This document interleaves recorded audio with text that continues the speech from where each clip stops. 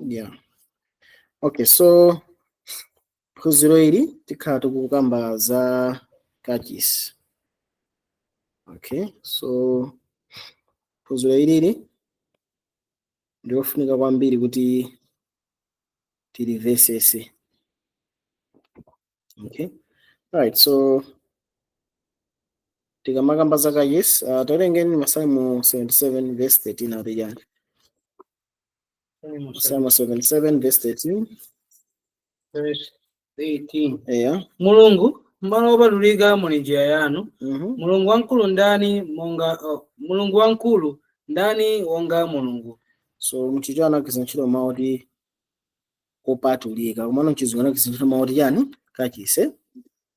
Tikaona kachisi. So akuti njira ya Mulungu ili muzimu. Kachisi. Okay. So tikavesa wene ugu. Tufunga zona the way of God. Okay. Ili nkachisi. Now with that ndede pafunika ndetu kamvesesele na kazi nthuzi. Okay, so which means not even tikamakamba za nkhani ya chipulumutso. Okay, tipezana kuno tithawiveseso muyani mukachisi timaona za lamulo muchivumbulutso ndipo tinapeza ona kuno china chonse tifuna tichimasule according to the new covenant. So tikhalanso chimodzi mu phunziro ilili. Right, so tikamona kachisi mene amakhalira amakhani magawo amenewo pamakhala east, south, north, west. So ukamala mukachisi umakhala msana wako uli against the sun, right? Pajazoni matuka kumawa ku east, kumadzulo ndi to west. So umachoka kumawa mapita kuti kumadzulo pamakhala ndithu khoma apopo kuwala nsembe kena kuwala nkati chipinda chopatulika kena kuno chopatulikisisa. Okay, so maningo panga. Alright, so tikapitiriza tipeza wanena kuti pa 92 zinthu zambiri zimene zimachitika mmenemo. Okay, so tipitirize pang'ono tikalowa nkati timapeza zimenezi timapezamo ndithu table of showbread kapena pamene pamayikidwa nkati wopanda chotupisa inayi chotupisa. Okay, oyoseri kati wojotupisa dai kati wonesere table of showbread mbali ina panayi ndithu guwa la zofukiza mbali inayi kumosikiti aduka chithunzicho pano munayi ndithu nyali eri imaonekera malo amene kena munayino likasala chipangano woko. Okay, so tikamba kuvesesa zinthuzi pamakhala chihema chimodzi eri ndiye tifuna tone phunziro mutu wake ndi Yesu mnyani mukachisi wake. Okay, so talenga Yohane 14 verse yake ya 16. Okay, Yohane 14 verse ya 6 bebani. Yohane 14 verse 6. So talengereni Verse 6. Yesu anena naye, ine ndine njira ndi choonadi ndi moyo, palibe munthu adza kwa Atate koma mwa ine. Yeah, so Yesu akuti iye ndiye yani njira komanso osati njira yokha komanso yani choonadi komanso ndi yani ndi moyo. Tikamba kuzipanga breakdown zonsezo tivesa kuti nkhani yaikulu ndiyoti ya moyo umene tikulandira kwa Mulungu ndiye ndani ndi wa Yesu. Tikaonanso njira yokafikira kwa Mulungu ndi ndani Yesu yemwe komanso choonadi ndoti mwachinene tikamaona zifanizo izizi chokhazikika chake ndiye ndani ndi Yesu.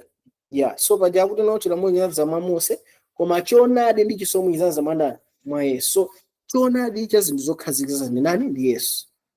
So tikamaona muno bwino timachoka ku madzulo timachoka ku mapita ku madzulo.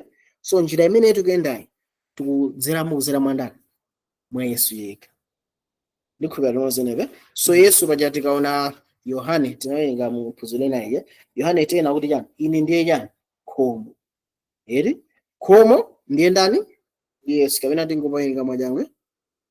Right, totally ndifike pene Yohane chapter 10 10 verse. Mekani kuwapeza 10. Yohane chapter 10. Yohane 10 verse 9. yeah, of course 9. Yeah, 10. Verse 9. Uh-huh. Ine ndine khomo, ngati wina alowa ndi ine adzapulumutsidwa, nadzalowa, nadzatuluka, nadzapeza busa. Yeah, so khomo ndiye ndani? Yes, khomo limata amwe tikamanga nyumba ikapo khomo timayikapo kuti ya munthu azilowapo ndikuti mwanjira ena Yesu akamati ndiye khomo lopita kuti kwa Atate. So munthu akakhala afuna Mulungu, khomo likafika kwa Atate ndi ndani? Ndi Yesu. Ndi khomo lotani? Losegukiratu. Ndikhupira limodzi nepe. So khomo loti likafika kwa Atate ndi limodzi lokha basi. Kuzera mwandani? Mwa Yesu Kristu. So tikaona bwino mwini titaona tikadusa pa khomo kuti mazafika pachani? Pa guwa lansembe. Tawerenga ni Hebrew chapter 10 verse 45. Hebrew 10 verse 45. So mutu aphunziroli ndi Yesu mukachisi wake. Hebrew 10 verse 45 aliya. Pakuti sikutheka kuti mwazi wa ng'ombe zamphongo ndi mbuzi ukachotsera machimo. Verse 5. Mwa ichi polowa m'dziko lapansi ananena, sembe ndi chopereka simunazifuna, koma thupi munandikonzera ine. Tapana menepe. So akuti zosatheka kuti mwazi wa nkhosa ndi mbuzi ukachotsa chani? Tchimo. Koma pamene ndikulowa m'dziko lapansi akuti thupi munandikonzera ine. Mwanjira ina tikamaona nkhosa imene imaphera apo pa guwa lansembe pakuyimira ndani? Kalvari. Tapana menepe? Pakuyimira Kalvari kunena kuti no ndi pamene Yesu Khristu anaphedwera. Edi? Kenako tikayenda pang'ono timazaona apo pamakhala chimbiya chosambira m'manja. Tapana menepe? Tatiyeni pa Kolose chapter 2 verse 12 aliya. 2 verse 12. Chudi chikuyimira yani. So tikuona tuno Kalvari pamayimira apo bwezi pa yani? Pa guwa lansembe. Okay? Right, menepe? Kolose 2 verse 12 aliya. Okay. 2 verse 12. Mhm. Popeza munayikidwa m'manda pamodzi ndi iye mu ubatizo, momwemonso munaukitsidwa pamodzi ndi iye m'chikhulupiriro cha machitidwe a Mulungu amene anamuukitsa iye kwa akufa. So funso langa ndakuti no chimbeya chosambira chiyimira yani? Ubatizo. So ubatizo ndi umene umayimirira mchani? Muchimbeyacho. So tikuona mmene zikukhalire. Yesu ati ndine njira yopita kwa ndani? Kwa Atate. Moti akhale njira imene ichitika nchani? Akufa. Koma imfa yake ndiyo funikira kwa mifate pamene anagwetsa tchimo ndi ife. Yes. Tikamvesesa mukapita pa ujeni pa channel po mukapeza ma videos. I think akukamiza pamene takamba the broken case. Right? Tembero oswedwa. Right? So Yesu ataphwanya temberero atagonyesa tchimo ndi ifa. Zinayizo kwanira komano moyo ogonyesa tchimo ndi ifa anali mwandani? Mwa yekha basi. So zinazo zofunika kuti atani aukitsidwe apite kuti mwamba akazozedwe moyo wake uzipasidwanso kwa ndani?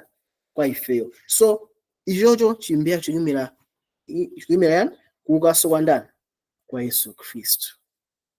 Ndikhulupirira tikuona mmene njira ya Mulungu ili muti mmene mbachananga pati ine njira ndi chani? Ndi moyo. Ndi chani? Choonadi. So tikuona njira mmene Yesu Khristu akuyendera, tikuonanso kuti moyo umene ali nawo akutipasa ife, komanso tikuonanso choonadi zinthu zokhazikikazo. Right? So tiyeni.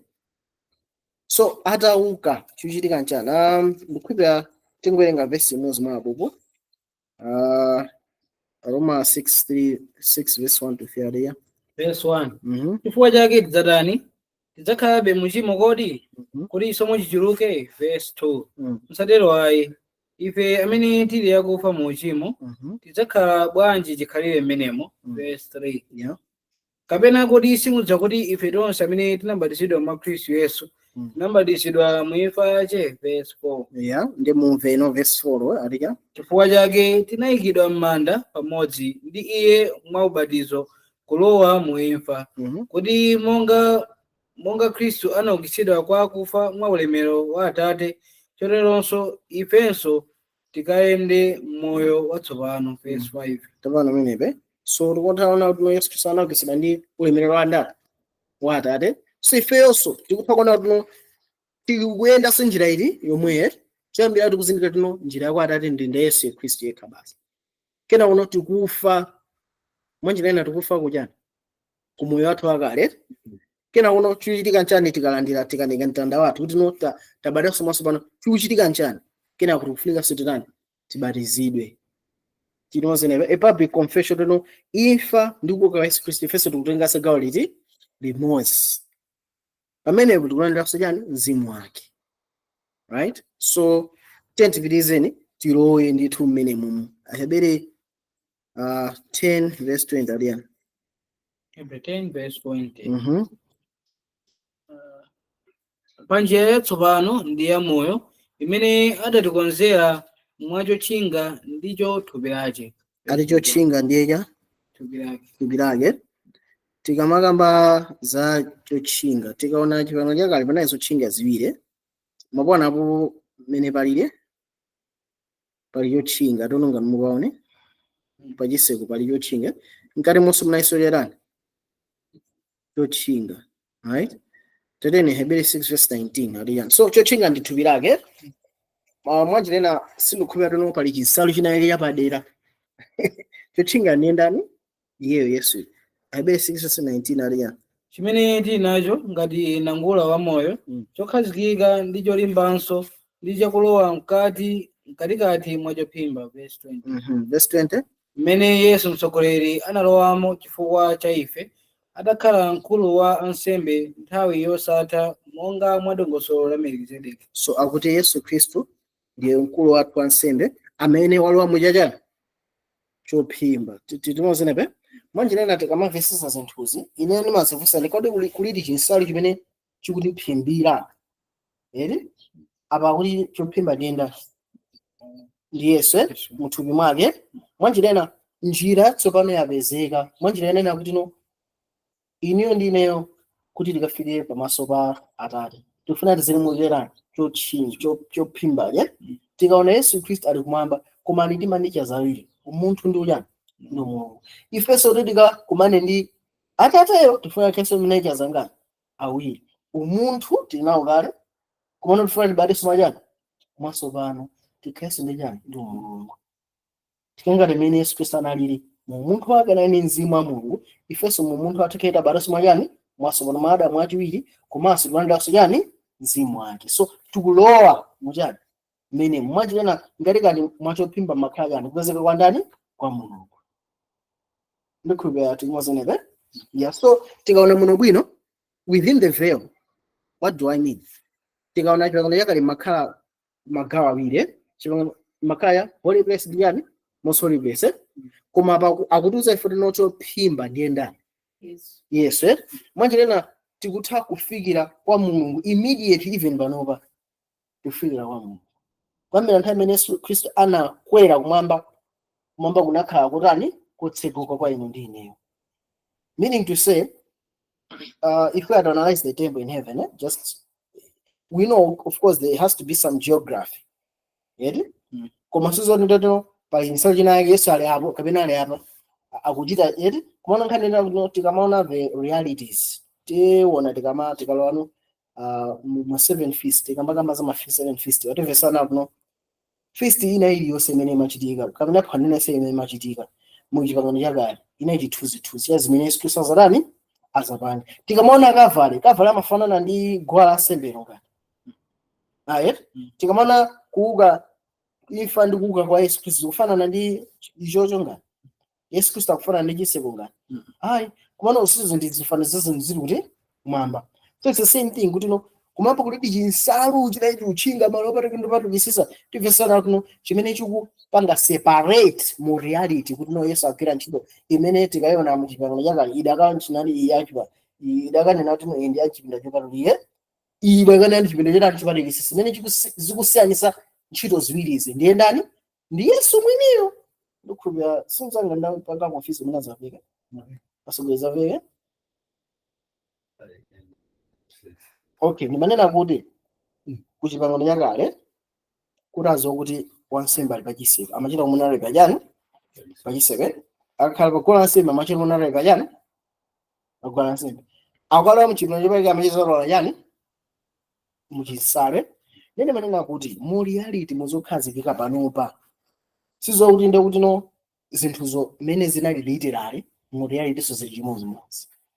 Ayi chiseko ndi ndani Yesu Yeho baada ya kubwera pa dziko lino lapansi pano anapanga inject ubwino chiyero mu munthu to be the way kwa Mulungu. Yes pebe adza kwataloza koma maine koma kuti zimene zitheke anafunika atani aphedwe osati paguwa lansembe anaphedwa pachani pakavale ndikhuluma munthu vese kenako atafa anatani anaukanso chiyerano chisambiramo atauka anapita kuti kwasukule kumwambako akutiuza ife nawo tikaona mukachisimu pamakhala nsalu ziwiri nsalu imene matchinga kuti ulenji unacherani chopatulika mmene mmalo wa ansembe eka eri ansembe osamala mmenemo wano chipinda chopatulika malo akamozi wa ansembe wamkulu kuti menemo nene manena kuti kodi tikamaona zinthuzi tikazipite tikakhala masatha apita kumwamba kuti palidi chinsalu ebabula ali masukira kunena kuti tikaona ntchito zimene zimachitika malo opatulika ndi malo opatulikisisa eri ntchito zimasiyana ndi chinsalu chimene chinacho chino. Only when you go inside mumoso base imene umachita ntchito yakuti yamumoso base kanga mane base no so far now mucho khazikika panopa chimene chikusiyanisa ndi chani neno nena kuti chimene chikusiyanisa kuti tiziwe kuti no ali pati ndi kumuyangana Yesu mwini pali Yesu ndiye sali yotchingayo yeyo akuti kwambira nthawi imene anakwera kumwamba ali padzanja lamanja la ndani la Mulungu la Atate. Yes so he is in the very immediate presence of God, which means unena kuti zonse zimene zinali ma types yeti antitype yake kana mu reality yake tiziyangana nani Yesu Kristu. So zangadesaveka yeah so tikutha kuna kuno nsalu yotchinga ndiye ndani Yesu tikulowa kupezeka mu malo opezeka Mulungu kuzera mwa ndani mwa Yesu. Right? So ndithu panali ndithu mkate watani wa chotupisa titenti onena wenepa tichite mwa machawi mkate kodi ndimakonda kunena mkate wa chotupisa fani mkate onesera pepani mkate onesera Yohane 6 verse 48 aliya Yohane 6 verse 48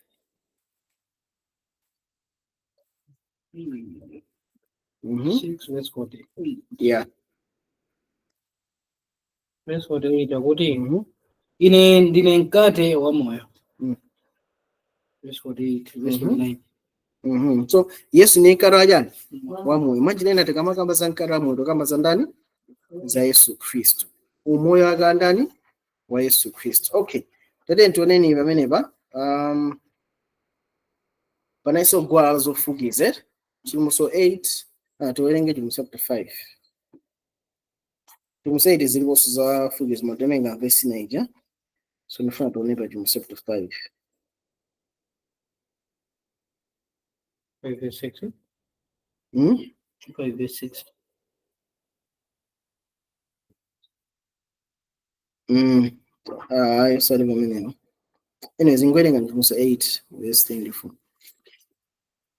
ndapapeza chimuso ya 8 verse 24 ya 8 verse 3 ndipo anadza mngelo wina naima paguwa lansembe nakhala nacho chotengera cha zofukiza cha golide ndipo anampatsa zofukiza zambiri kuti aziyike pamodzi ndi mapemphero awera mtima wonse paguwa lansembe la golide so lokhala kumpando wachifumu. So tikaona muno bwino sizoti kumwamba kuli kaguwa lansembe kalitiro kamene kakufukiza ayi koma zikwimira mapembedzero ndi mapemphero anthu otani oyera mtima amene apanga zikhale zotheka ndi yani akuti palira zofukiza zikukwera pamodzi ndi zonunkhira zofukiza zimakhala zonunkhira tokona njasukani koma kwamba ndi mapemphero amene akukwera ndikudza kwa ndani kwa Atate. So tapita pa Roma chapter 8 verse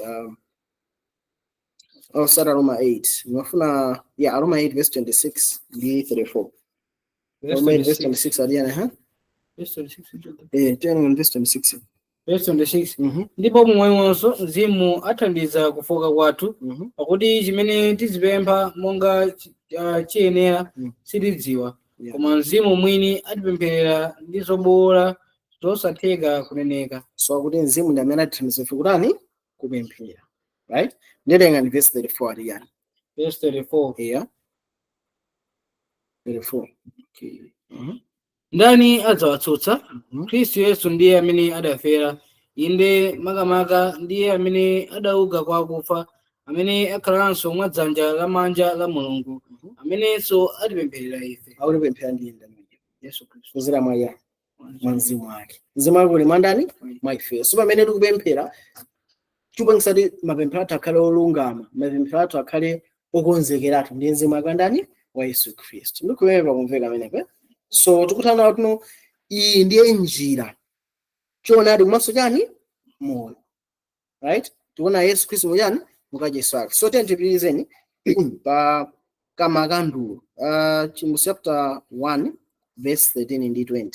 Tikutha kuona kuti Yesu Khristu wayima payani pa makandulo. So pepani sina masulire kuti no mkati kuimira Yesu Khristu, mkati umakhala pamaso pa Mulungu. So mkati ndi Yesu Khristu amene akupezeka ngati mwa inu ni nani? Ndine bread wa moyo amene akutipasa moyo, akuti no idyani thupi langa, tikheni moyo wake ngati mwa ndani? Mwa ife. Alright, tendapitiza na tikuwerenga yani ne Chimbuzi 1 verse 13 ndawerenga naliya. Ndipo pakati pa zoyikapo nyalizo wina wonga mwana wa munthu adavala chovala chofira kumapazi ake, atamangira lamba la golide pachifuwa. So akuona wina wonga mwana wa munthu atayima payani pakati payani pa nyale zisanu ziwiri. Tenga verse 20 aliya. Verse 20. Yeah. Chinsinsi cha nyenyezi zisanu ndi ziwiri zimene unaziona pa dzanja langa lamanja ndi zoyikapo nyali zisanu ndi ziwiri za golide. Nyenyezi zisanu ndi ziwirizo ziwiri ndizo angelo a mipingo isanu ndi iwiri, ndipo zoyikapo nyali zisanu ndi ziwiri ndizo mipingo isanu ndi iwiri. So ati zoyikapo nyali ni mipingo isanu ndi ngati? Ndi iwiri. So zoyikapo nyali zija ni mipingo isanu ndi iwiri. Akuyima popo pamene ponda? Yes, tikaona mu type wansembe amene amafunika aziyika mafuta samafunika athebweya. So ndi Yesu Khristu amene akupanga provide yani Mzimu wake kwa anthu ake throughout the whole time. Tukuona nepe na tikuona nepe Chimbuzi 2 verse 18. Verse 18. Yeah. Ndipo kwa mngelo wa mpingo wa ku Tiyatira lemba, izi anena mwana wa Mulungu wakukhala nawo maso ake ngati lawi la moto ndi mapazi ake ngati mkuwa wonyezimira. So akuti akuyankhula ulembe akukhala mwananda wa Mulungu. Alright, elenga verse 29 adija. Verse 29. Yeah. Iye wakhala nalo khutu amve chimene Mzimu anena kwa mipingo. So akuyankhula ndi Yesu kapena Mzimu? Ndi Mzimu osati Yesu. Yeah, mafuna amene bobo comment yani muzikweza mafuna izibangida record. Okay, so nkhani ndio tuno akuyankhula zimene zine ndani? Ndi Yesu. Akuyankhula chani? Kwa mipingo isanu ndi ngati? Ndi iwiri. Komana kuti pomaliza kuti no imva zimene zimakutata akunena. So tona tuno ndi Yesu Khristu ditu wansembe amene apanga provide mafuta mpingo wake. Paka mapeta chana anthu. Actually Chimbuzi 5 verse 6 tuona kunena tuno toyerenga naliya Chimbuzi 5 verse 6. Paja makhala wa nkhosa amene maphedwa ndi mwaza koma apitirire. Koma napo tona no nkhosa ndi wansembe zonse ndi ndani? Ndi Yesu. Verse 6. Ndipo ndinaona pakati pa mpando wachifumu ndi zamoyo zinayi ndi pakati pa akulu mwana wankhosa ali chilili ngati waphedwa, wakhala nazo nyanga zisanu ndi ziwiri ndi maso asanu ndi awiri, ndiyo mizimu isanu ndi iwiri ya Mulungu yotumidwa ilowe m'dziko lonse. So maso ali pandani? Pa nkhosa. Maso akiperayo mizimu. So tikuona no ni nkhosa imene yopereka ya moyo wake nsopano. Kwa ndani? Kwa ino ni ndani? Ndi ineyo. So taona kale kuti natuno chotchinga chene ndani? Yes, Yesu mwini, right? Umunthu ndi umulungu payani pamodzi amene akwanisa kuti ifeyo tizipezeka pamaso pa ndani? Pa Atate. So tikamvesesa kumapeto ake timvesana kuno pamazapezekano nkhani ya Tawerenga Exodo 25 verse 22 23. So 5 Verse 23 area. verse 22. Ndipo pomwepo tidzakumana ndi iwe ndikulankhulana ndi iwe ndili I am at verse 21 guy. verse 21. Yeah. Ndipo uziyika chotetezerapo pamwamba pa likasa ndi kuyikamo mboni ndidzakupatsayo mlikasamo verse 22. Ndipo pomwepo ndidzakumana ndi iwe ndikulankhulana ndi iwe ndili pamwamba pa chotetezerapo pakati pa akerubi awiriwo okhala pa likasa la mboni zonse zimene ndidzakuuza za ana a Israeli verse 23. Kapano wenepe akuti pamwamba pa likasapo Mulungu azikumana ndi ndani? Mose ndikulankhula naye. So tonaona kuti no Yesu akutiuza ife kuti yani pa Matthew chapter 6 verse 9 ori yani Yesu akutiuza ife kuti yani 6 verse 9. Kwa nimene 6 verse 9. Yeah. Chifukwa chake pempherani njomwechi Atate wathu wakumwamba dzina lanu liyeretsedwe. So akuti pamene tupemphera Atate wathu akuti dzina lanu liyeretsedwe. Mwatinena Mose amafunika aziyankhulana ndi Mulungu pamwamba pa akerubibe, koma ife akutiuza ife tipemphere Atate wathu akuti wakumwamba. So tikaona even Aheberi 4 verse 16 akutiuza ife tuno chifukwa chachi tisakhale ndi mantha tizibwera ndithu mwatunthu kuchani kumpanda yake wachifumu kuzera mwandani Yesu Kristo amene wachani wansembe athu. So mwatinena tikaona mmene njira ikuyendera Yesu Kristo amene atusegulira chani akusegulira njira kuti tikapezeke pachani pa ndithu penipeni pamene pali ndani pali Atate. So tinaona kale chimso tikuona Yohane 14 verse 13 atuyani verse 13 verse 13. Ndipo chimene chilichonse mukafunse m'dzina langa ndidzachichita kuti Atate akalemekezedwe mwa Mwana. Yeah, so atinese chimene mutapemphe Atani achita. So zinazo tinazona le muphunziro la ngudusale pende pakakonsideredwa zinthu zimene sitinazione muphunziro la dusale. So tikaona muno bwino ulikasali makhala zinthu zingamakhala mamo 10 makhaso chani china mana eti makhaso ndodo yalo nimene matani imaphukire. So mamo 10 pano pa kuimira chani tione Roma 8 verse 2. Roma 8 verse 2.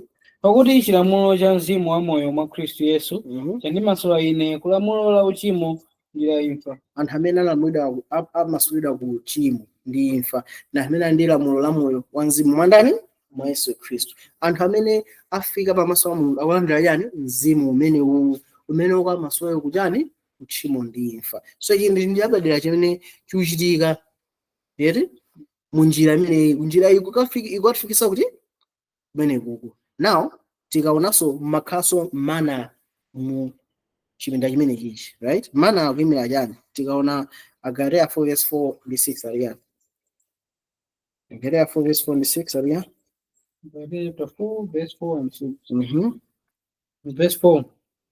Koma pokwanidwa nthawi Mulungu anatumira mwana wake wobadwa ndi mkazi wobadwa wakumvera lamulo verse 6. Yeah, so Mulungu anatumiza mwana wake ina verse 6 aliya. Ndipo popeza muli ana Mulungu anatumiza mzimu wa mwana wake alowe m'mitima yathu wofuula Aba Atate. So tsailo na Mulungu adakankhula ndi Mose pamwamba pa akerubi. So pamenepo pambezeka somana mwachinani mwana wake imene wapezeka kwa ndani kwa Yesu Kristu kupanda kachani wachifumu. So Mulungu akutumiza Yesu Kristu atipulumutsa ife komano chita chimuseda atheka akutumizaso mzimu andani wa mwana wake kuti ife tikakhala anthu otani opulumutsidwa kuti tikatchedwe ana akandani a Mulungu. Chakumapeto tikuonanso munali ndodo ya Aaroni imene imaphukira ngakhale inali ndodo yoti ndi akufe. Galatia 5 verse 22 23 adiyani ikhala verse ya Thomas imene 5 verse 22 verse 22 23 adiyani. Verse 22. Koma chipatso cha mzimu ndicho chikondi chimwemwe tendere kuleza mtima chifundo kukoma mtima chikhulupiriro verse 23. Chipatso chiletso pokana zimenezi palibe lamulo. Somanjira ina chipatso cha mzimu era ndiyo chikondi chimwemwe tendere kuleza mtima zonsezi zimene zimaonetsatu Mulungu mkati mwa ndani mwa inu ndine. So tikaona muno bwino ndodo ya Aaroni ndi imene inali yakufana za anthu aja alesa dule ndodo yake imene taphukire ndiyo yaiye amene Mulungu atanamusankha. So kwa ino ndine mapeta ake zionesa kuti ngakhale inali yakufa muchimo imene atali mwa Yesu tikubala no zipatso osati chifukwa cha mwa ife tokha, ife ndifa kufa mwana mzimu wake mwa ife ukupangira chani ntchitoyo. So ndi phunziro lathu imene tinali nalo